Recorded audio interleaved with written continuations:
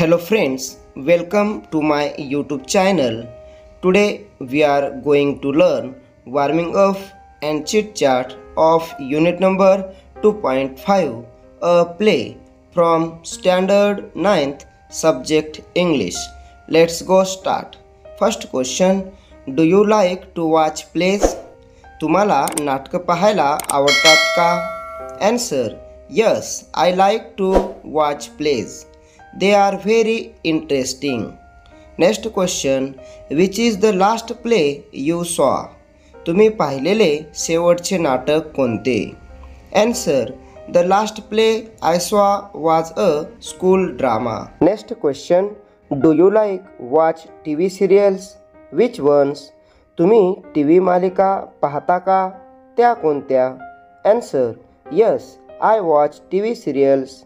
I like cartoon serials and Veer Shivaji. Next question, do you like slow moving serials?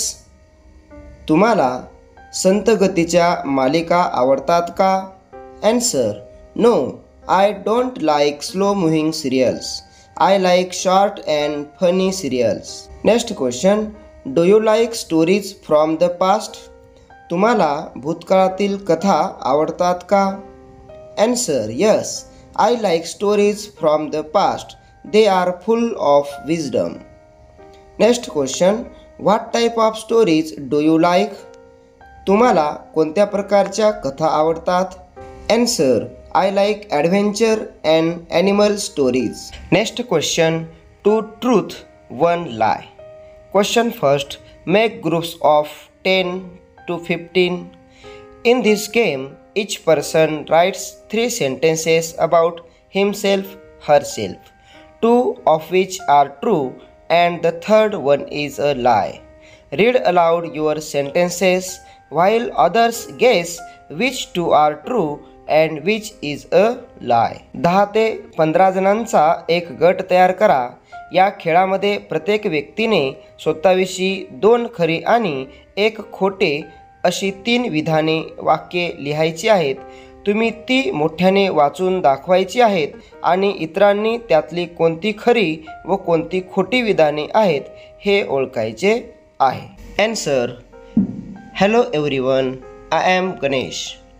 First sentence, I like to read story books. Truth. Second, I can play the guitar. Truth. Third, I went to the moon yesterday. Lie. Second example, hello everyone, I am Kavita. First sentence, I like playing cricket. Truth. Second, I can speak 3 languages. Truth.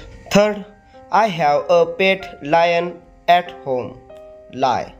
Next question, lost and found. Question 2, divide the students into groups of 5. They sit in a circle.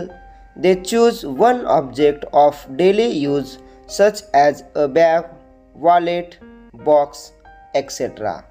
The group leader writes 4 sentences about it. सर्व विद्यार्थ्यांची 5-5च्या गटात विभागणी करून सर्वांनी एका गोलमध्ये बसावे. प्रत्येक गटाने दैनंदिन वापरातील पिशवी, पाकिट, डब्बा इत्यादी सारखी एखादी वस्तू निवडावी. गट प्रमुखाने त्याबद्दल 4 वाक्ये लिहावीत. Answer, आपण 2 गटांच्या 2 प्रमुखांची उदाहरणे दिली आहेत. Example first. First, I have found a water bottle. Second, it's yellow. Third, it's round in shape. Fourth, it has a red cap. Fifth, I found it in the canteen. Second example, first, I have found an umbrella. Second, it's green. Third, it's long in shape. Fourth, it has a plastic handle. Fifth, I found it in the school ground. Next, the other students write about a lost object in 4 sentences. इतर विद्यार्थी हरवलेल्या वस्तूबद्दल 4 वाक्यामध्ये लिहावीत. Example, student first. First sentence, I have lost a bag.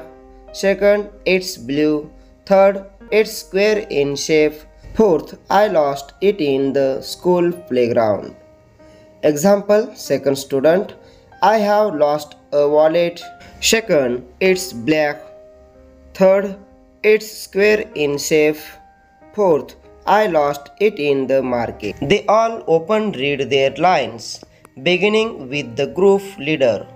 The player whose description matches the group leaders the most gets the object. ते सर्व विद्यार्थी गट नेत्यांपासून सुरुवात करून आपल्या स्वतःच्या ओळी मोठ्याने वाचतात. ज्याचं वर्णन गट नेत्यांच्या वर्णनाशी जास्त जुळेल त्याला वस्तू मिळते. अशा पद्धतीने आज आपण अ प्ले या पाठाचे वॉर्मिंग अप व चिटचॅट ॲक्टिव्हिटी अभ्यासला आहेत.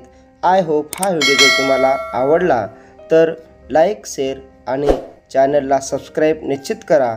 पुन्हा भेटूया नवीन पाठासोबत. तोपर्यंत जय हिंद, जय महाराष्ट्र.